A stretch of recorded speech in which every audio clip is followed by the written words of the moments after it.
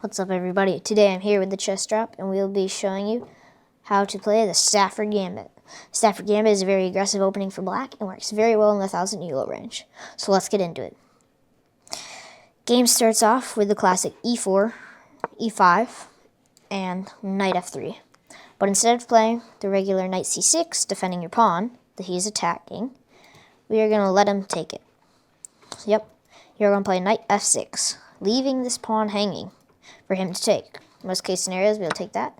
He will take that, and that's what we're going to cover today. There are many other things for the close, or if they do not accept, but we'll be looking if they accept. Now, we do not want to take back. That is a mistake, and it can lead to lots of opening problems for us. The best thing to do is play knight c6, offering them another piece. So, most case scenarios, up a pawn, they will take. And then we'll take back with our d-pawn. It is important that you take with the d-pawn to open up your bishop diagonals. So, and this is a great position for us already because our bishops are open, like I pointed out. And our queen has an open file, and his pawn is under attack. So already a great start for us. Most case scenarios, we're going to look at this. They will defend their pawn, realizing it's hanging. And this is usually not great for them because you block in your light squared bishop. It does open up this diagonal, but we can play this now. Bishop c5. This targets the weak square that only the king defends, and it puts a lot of pressure because our knight can jump in at any moment to attack that square. Now, most case scenarios, they'll look to castle quickly. We'll show you the best trap first. That is, if they want to get their bishop out on a diagonal, looks good, developing a piece, your bishops are lined up, you can castle. It looks like a good move. But, however, it is not. Because we will play a very strange move, h5. Just moving your pawn. There's no point in that, though. But, it's a very sneaky trap that you will see. Most case scenarios, they will castle. And this is a mistake. Because when you castle, your bishops are already pointed this way. All your pieces, you don't want to castle into an attack. They have literally just castled into an attack, basically. All the pieces can easily attack the king. So, now, you'll play this knight again. Knight g4. Now, this may look like an odd move because after takes, we take. Or they can just kick us out, right? And then they're like, well, problems are over. You can't attack me, I'm all well defended. However, this is where they're wrong.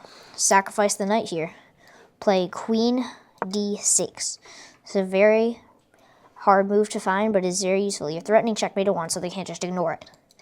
So now, almost all players in this situation will grab the knight. But this is a mistake immediately. Checkmate is coming.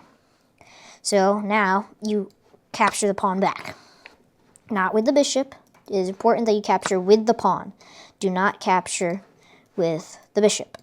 Because the point with capturing with the pawn is to open the rook up with a queen, threatening checkmate in one, right here. These two working together basically can't be stopped. Well, they're thinking, well, I can just block your attack, and now it's game over, or now I'm totally fine. You might be able to go this way or something, but I'll stop you, because you can't come here with your queen, because my bishop guards that. However, you have checkmate in one here. I'll give you a few seconds, see if you can find it. Okay, the stunning move is queen to g3. Takes g3. Checkmate. The king can't move anywhere because the king or the queen controls these squares. The rook controls the square. But they can't take because the bishop is pinning the pawn to the king. A stunning trap.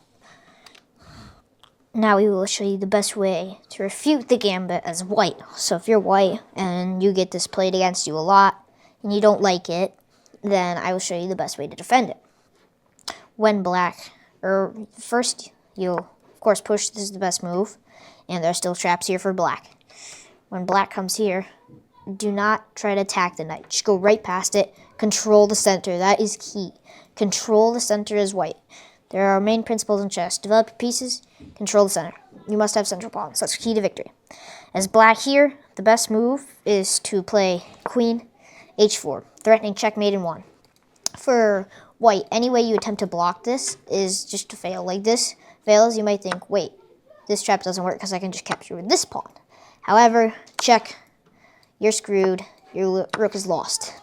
And of course, if they try to capture with this pawn, the rook is lost. So, however they try to block the queen, it will be a loss. They have no other way to block, so it's lost. They can't just ignore it like this, because they will get checkmated and hunted down on the board. And so the best move is white. You can really ruin the Stafford Gambit right after this. You just play queen f3. You've stopped their attack. This is defended. You're developing pieces. This looks nice. So eventually you can develop your pieces well. And for black, you don't have really any other traps from this point on. But this is like the only way I've seen to refute the gambit. Otherwise, you will just get smashed as white. So black, after this, you will just have to develop your pieces, castle, and play some chess. But only very few people know this. I did not know this until recently. So this is a very strong opening. Still recommend you use it a lot, especially the low 1000 elos. It is very strong gambit. Definitely recommend you play it, and you can get many other victories for it. So I will show you how to play the Stafford Gambit in a real game. So we got a blitz game going here, and we have a Stafford Gambit. Let's see how this works in game. So the bishop defending, a very awkward position, doesn't work very well. It just blocks in your pieces. Castles, that's a mistake, because we all know this trap. Very effective. Put our knight here, see if they want to kick it. Do me a favor, just knock it away, or at least try to. So this is a Stafford Gambit. Let's see. We want them to try to attack us. Not like that. But we just have escape squares, so we can just do that. We really want them to try to attack the knight. We'll give up that knight to them very happily. So, there we go. And now almost all players will take the knight. I'd be very surprised if they... Oh my goodness. Okay. Not taking the knight. They're still about to fall for a trap, though.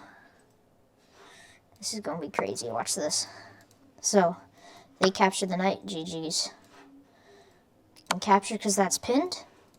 And we're about to have a pawn checkmate. They have one square. Boom. GG's. Very useful Stafford Gambit trap.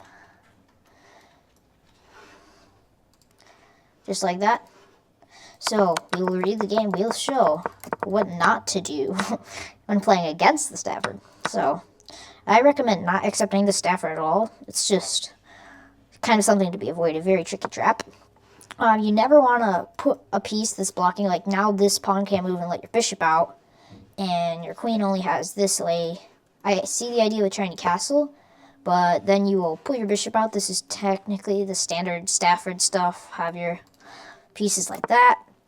And then castling when playing against the Stafford is one of the biggest mistakes, especially kingside, because you just set up nicely for the trap. Make sure to push your pawns. That's very important when they castle. It's very useful for targeting the king. And then put your knight forward, and you just wait until they attack it. And the nice part about putting your bishop here is however they attack, like this, you can always slide your bishop somewhere and stay safe. And even if they don't take it, so before, huge point, when they do attack, it is very important you play queen d6 here. You must play that, because that is targeting the king's weak square. Everything will fall apart once they take the knight. Even if they play that first, they're still going to fall apart, thinking they've blocked it. But no, because you can just take, because this is key, to have the bishop here, because it pins the pawn to the king so he cannot take the queen, which is very useful. So, and then we just have a nice pawn checkmate. And that is the Stafford Gambit.